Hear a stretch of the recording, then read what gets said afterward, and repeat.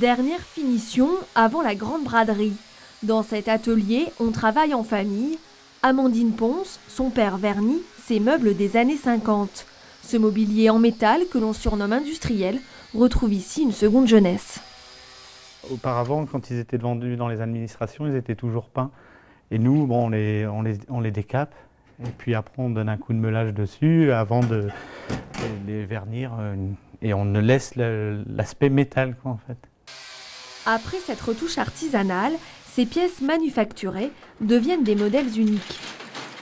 Prêtes à rejoindre la boutique du brocanteur. Là-bas, l'atmosphère des usines du 19e siècle renaît autour de nous. Comme ça, en fait. Donc je les ai gardées comme ça parce que je les trouvais assez marrantes avec les couleurs d'origine. C'est lourd. Ouais. C'est une armoire forte, c'est pas un coffre-fort. Cette cliente, même très jeune, veut refaire sa chambre dans ce style. Avec son père, elle vient souvent ici. On l'a racheté il y a quelques années et on l'a peint différemment.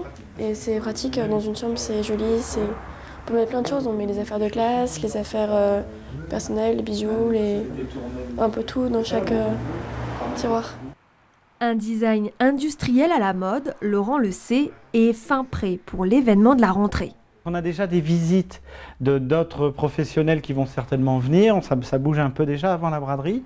Et puis après, vendredi, on va charger le camion, on va aller le mettre vendredi soir. Alors, pour découvrir l'histoire que cache chacun de ces meubles, ce week-end, il faudra chiner du côté du boulevard Louis XIV.